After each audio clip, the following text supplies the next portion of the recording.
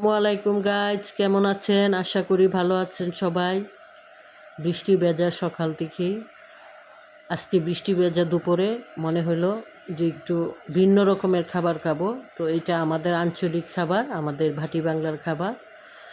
আমরা শুদ্ধ ভাষায় বলি পাট শাক, আর আমাদের আঞ্চলিক ভাষা হচ্ছে নাইল্লা পাতা। তো নাইল্লা পাতার শুকনো ভর্তাটা আমরা কিভাবে খাই সেটাই আজ আপনাদের সাথে শেয়ার করব।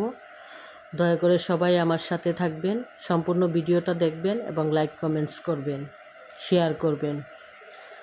নাইলা পাতাটা একটু আগে হালকা ভেজে নিব, সামান্য আছে ভেজে নিব, এবং শুকনো মরিচ নিয়েছি, এখানে পেঁয়াজ নিয়েছি।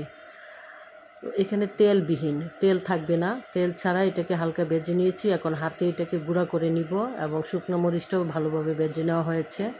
সম্পূর্ণটাই জোনাকি করতেছে। তো এই যে দেখেন একদম মিহি গুঁড়া করা হয়েছে।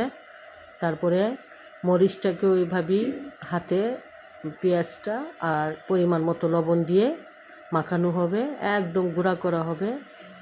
তারপর আপনি একটা প্লেটে রাখবেন নাইলা পাতার গুঁড়া, আর একটা প্লেটে রাখবেন মরিচ, পেঁয়াজ দিয়ে মাখানো মরিচের গুঁড়া। তো দুইটা পাশাপাশি রেখে আপনি দুইটাই নেবেন ভাতের সাথে, গরম ভাতের সাথে, দেখবেন সেই টেস্ট। এবং এটা আমাদের আঞ্চলিক খাবার, আমাদের খুব ভালো লাগে খেতে। আপনারাও ওইভাবে বানিয়ে খেয়ে দেখতে পারেন, সত্যি মুখে স্বাদ লেগে থাকার মতো। এবং এটা ভিন্ন রকম, ভিন্ন প্রকৃতির একটা খাবার।